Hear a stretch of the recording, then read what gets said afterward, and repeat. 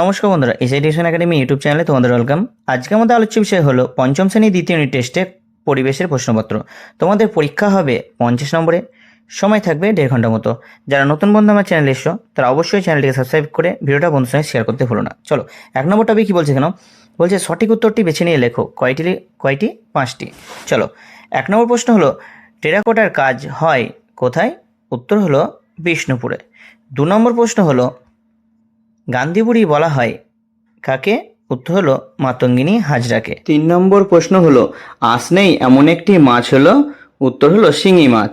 4 নম্বর প্রশ্ন হলো একটি ম্যানগ্রোভ জাতীয় উদ্ভিদ হলো? উত্তর হলো সুন্দরী। প্রত্যেকটা প্রশ্নই তোমাদের পরীক্ষার জন্য খুবই গুরুত্বপূর্ণ, তাই মনোযোগ সহকারে প্রত্যেকটা প্রশ্ন ভালো করে দেখে নেবে, পারলে তোমরা খাতায় নোট করে নেবে। চলো 5 নম্বর প্রশ্ন হলো পশ্চিমবঙ্গের সবচেয়ে উঁচু পর্বতশৃঙ্গের নাম কি? উত্তর হলো সান্দাকফু। 6 নম্বর প্রশ্ন হলো যে মাটিতে বালি ও কাদার ভাগ সমান থাকে তা হলো? উত্তর হলো দোআঁশ মাটি। 7 প্রশ্ন হলো একশৃঙ্গ গন্ডার দেখা যায় কোথায়? উত্তর হলো জলদাপাড়া। 8 নম্বর প্রশ্ন হলো স্বাধীন ভারতের প্রথম প্রধানমন্ত্রী হলেন? উত্তর হলো জওহরলাল নেহেরু। 2 নম্বর টপিক কি বলছে কেন, বলছে শূন্যস্থান পূরণ করো। কয়টি? যে কোনো 5টি। 1 নম্বর প্রশ্ন হলো রায়গঞ্জে ড্যাশ নদীর পাড়ে পাখিরালয় গড়ে উঠেছে? উত্তর হলো কুলিক। 2 নম্বর প্রশ্ন হলো ডিভিসি এর পুরো কথাটির অর্থ হলো? উত্তর হলো দামোদর ভ্যালি কর্পোরেশন। 3 নম্বর প্রশ্ন হলো বাঁশের কেল্লা বানিয়েছিলেন? উত্তর হলো তিতুমির। 4 নম্বর প্রশ্ন হলো পশ্চিমবঙ্গের সবচেয়ে উঁচু পর্বতশৃঙ্গ হলো? উত্তর হলো সান্দাকফু। 5 নম্বর প্রশ্নে কি বলছে কেন, 5 নম্বর প্রশ্ন হলো বঙ্গভঙ্গ ড্যাশ সালে হয়েছিল? উত্তর হলো 1905 সালে। খুবই ইম্পর্টেন্ট প্রশ্ন, প্রত্যেকটা প্রশ্নই তোমাদের পরীক্ষার জন্য খুবই গুরুত্বপূর্ণ। 6 নম্বর প্রশ্ন হলো 2-এর 6 নম্বর প্রশ্ন মাস্টারদা নামে পরিচিত ছিলেন কে? উত্তর হলো সূর্য সেন। 7 নম্বর প্রশ্ন হলো আজাদ হিন্দ ফোর্স গঠন করেন? উত্তর হলো নেতাজি সুভাষচন্দ্র বসু। 8 নম্বর প্রশ্ন হলো ড্যাশ এর জন্মদিনে আমরা শিক্ষক দিবস পালন করি? উত্তর হলো ডক্টর সর্বপল্লী রাধাকৃষ্ণন। এবং আমরা কত তারিখে শিক্ষক দিবস পালন করি? 5ই সেপ্টেম্বর। 3 নম্বর টপিক কি বলছে, বলছে নিচের প্রশ্নগুলি পূর্ণ বাক্যে উত্তর দাও। কয়টি?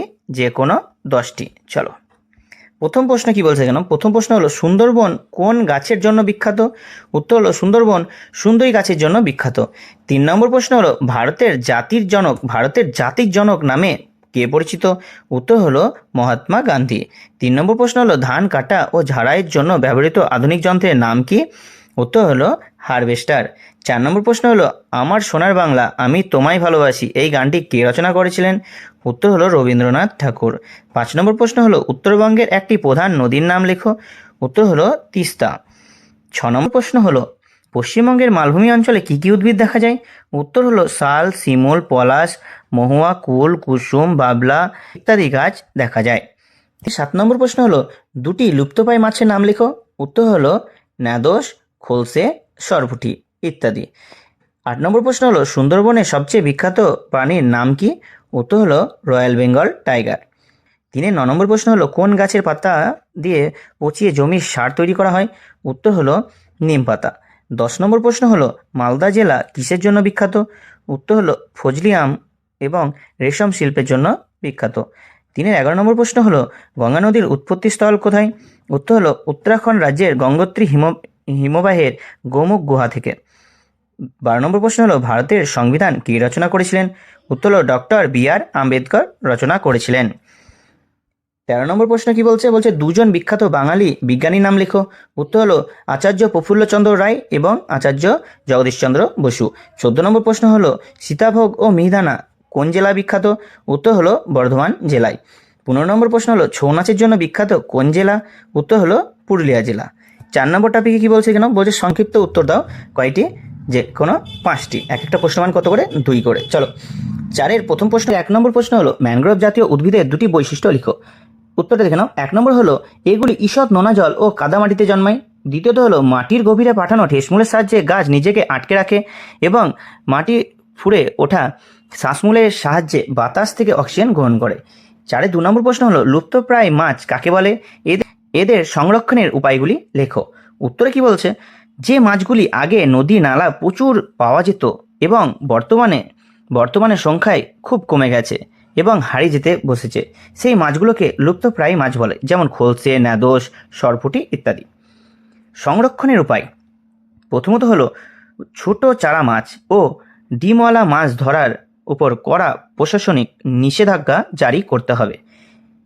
দ্বিতীয়ত হলো এদের প্রজনন ও বংশবৃদ্ধির জন্য পৃথক সংরক্ষিত জলাশয় বা পুকুরের ব্যবস্থা করতে হবে। 3 নম্বর প্রশ্ন হলো সবুজ বিপ্লব কাকে বলে? খুবই গুরুত্বপূর্ণ প্রশ্ন, প্রত্যেকটা প্রশ্নই তোমাদের খুবই গুরুত্বপূর্ণ। আর যারা এখন অবধি ভিডিওটা দেখছো তারা অবশ্যই চ্যানেলটিকে সাবস্ক্রাইব করো এবং ভিডিওটাকে একটা লাইক করে দিও এবং ভিডিওটা বন্ধুর সঙ্গে শেয়ার করতে হলো না। দেখো উত্তরে কি বলছে, 60-এর দশকে ভারতে কৃষি উৎপাদন বহুগুণ বাড়ানোর উদ্দেশ্যে উচ্চ ফলনশীল রাসায়নিক সার, কীটনাশক ও ডিপ টিউবওয়েলের মাধ্যমে আধুনিক জলসেচের প্রয়োগ করা হয়। এর ফলে দেশে চাল, গম প্রভৃতি উৎপাদন অস্বাভাবিকভাবে বৃদ্ধি পায়।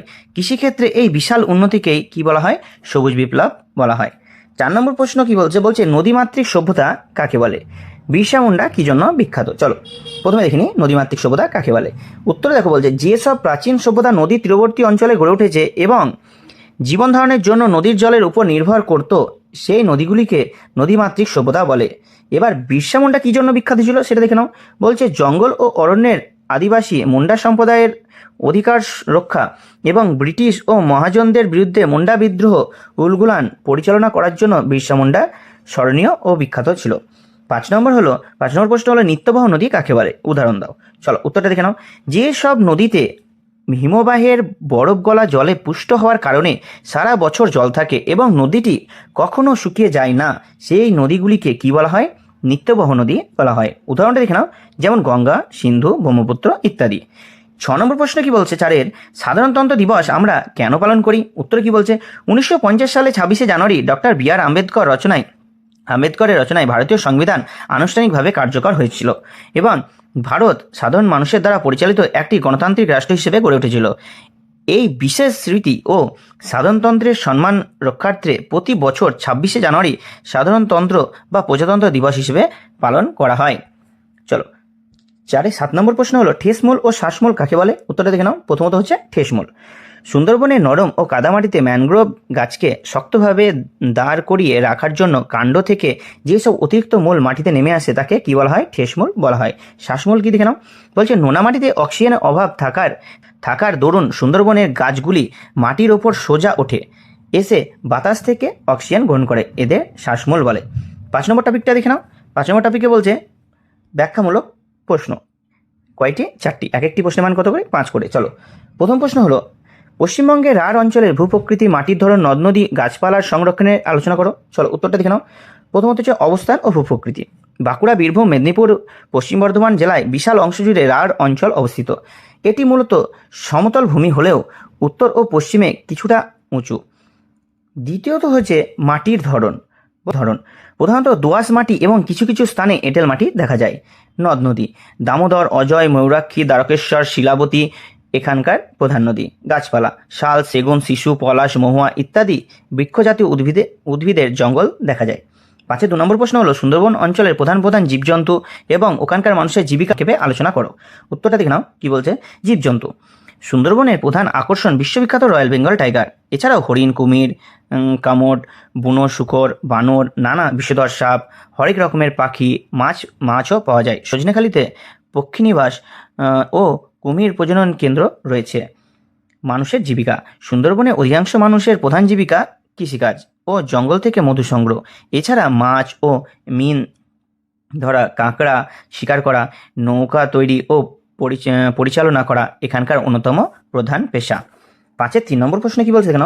5 3 নম্বর প্রশ্ন হলো ভারতের স্বাধীনতা সংগ্রামে স্মরণীয় ব্যক্তিত্ব সম্পর্কে সংক্ষেপে লিখো।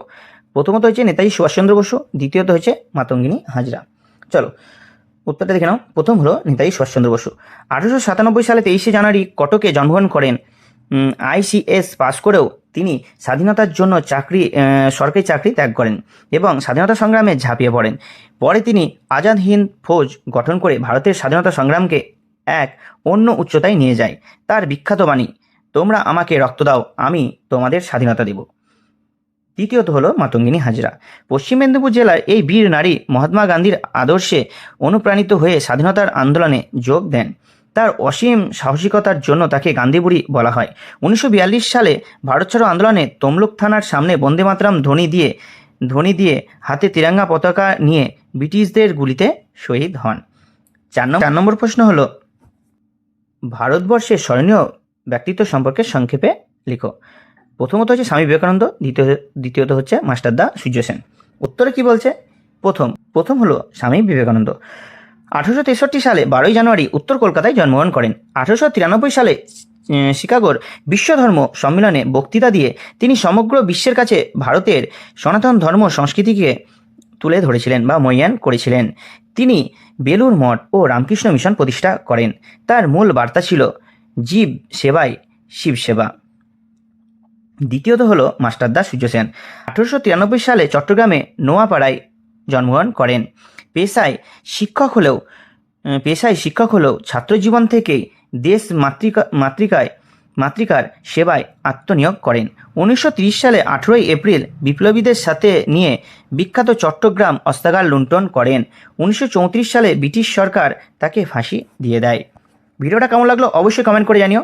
কারো কোনো প্রশ্ন থাকলে অবশ্যই কমেন্ট করে দিও, এবং তোমরা এর পরবর্তীতে কোন ক্লাসের কোন বিষয়ে ভিডিও চাও অবশ্যই কমেন্ট করে দিও। আমি তোমাদের খুব শীঘ্রই সেই ভিডিওটা করে প্রোভাইড করে দেবো। তো অবশ্যই চ্যানেলটাকে সাবস্ক্রাইব করো, ভিডিওটাকে একটা লাইক করো, এবং তোমরা কোথা থেকে ভিডিওটা দেখছো অবশ্যই বলো। দেখা হচ্ছে পরবর্তী ভিডিওতে। ধন্যবাদ।